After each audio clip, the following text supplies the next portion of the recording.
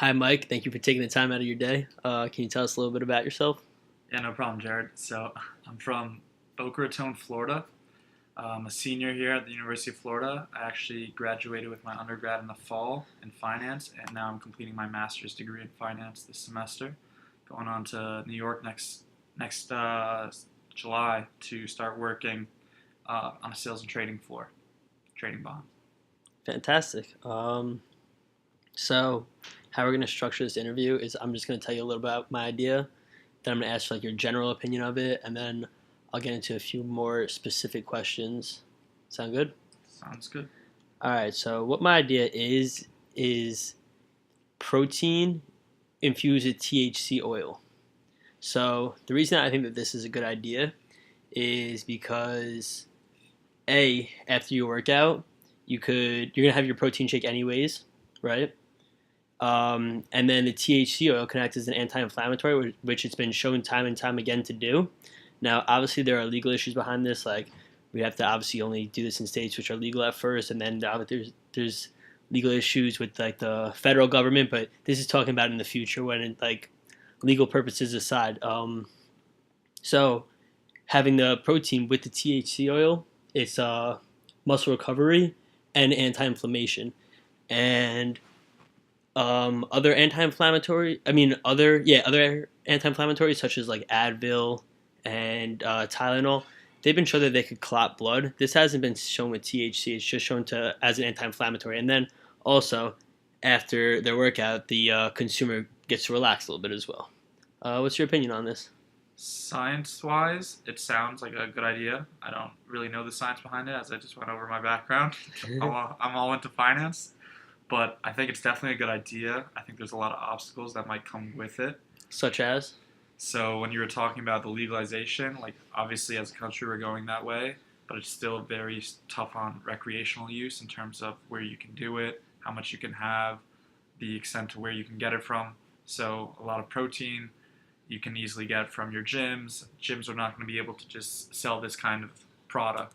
So it's going to be tough to get it out in terms of to the consumers, I think, and also possibly tough to like carry around. Thank you for that. I'll definitely take that into consideration. Um, well, for the remainder of this interview, I'm talking like all legal purposes aside. This is talking 15 years down the road. Um, just the idea in itself. So my three main target audiences that I saw was the first one was professional athletes. The reason I think that this would be a good idea is because there's a recent study that came out and it said that 70% of football players think that marijuana should be able to be used for anti-inflammatory purposes after their games. And not only that, they're also obviously going to drink their protein shake also. So with that being said, they would get a two-in-one benefit. Do you think that could be successful in that market? I could definitely see implementation there for sure. Do you see any potential obstacles with that target audience in itself? You're just banking on kind of the rules and procedures of certain pro leagues that'll allow this. Right, the different associations that place restrictions on a lot of their substances. Mm-hmm. So the next target audience that I thought of was college kids. And the reason I thought that this would be a good idea here is, well, first of all, they're the most heavily populated age group of consumers of THC anyways. And I think that fitness is pretty prevalent in college campuses right now. So regardless, they're going to get their protein shake anyways. And then regardless, they're going to then they get the anti-inflammatory benefits anyways. Any ideas on that? I think college is definitely a good audience, definitely your target audience, in my opinion. If you can get it across to some campuses, you can definitely promote there, and it can be like one of those ambassador type products where you see a lot of college kids promote it, and you can do a lot of marketing that way. That's definitely a great idea. And then the last major target audience that I thought of was the elderly population. Now, the reason I think that this is going to be a good idea is because the elderly population starts to lose a lot of muscle mass anyways, so they should be taking a protein supplement to help counteract this natural loss of muscle. And then second of all, they often have diseases such as arthritis, which is an inflammation disease, and an anti-inflammatory such as THC would certainly benefit them and maybe reduce some of the symptoms of their arthritis. Do you think it would be successful in that target audience? I can see it pushed to that age. I don't know how successful that might be. I don't know the extent to which this generation of elderly people would be open to that, but I can definitely see moving 15 years in the future, like you're thinking about, it could be a possibility. Yeah, I think the only major obstacle that I see in that age group right currently is the current negative perception of marijuana.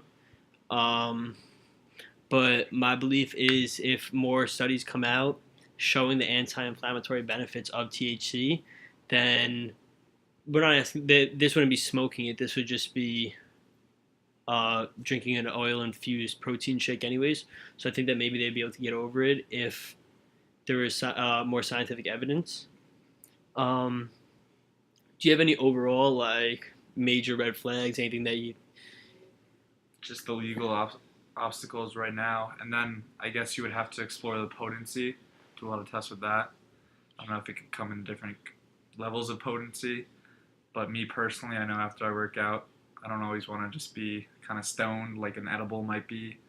So you definitely got to test things out, kind of have a mild, medium. I don't know how you want to go about it, but That's definitely something to take into consideration. I guess maybe we could have different percentages of like maybe THC and protein. Maybe like a smaller person who needs less protein, it would come with less of each. Um, that's definitely something to consider.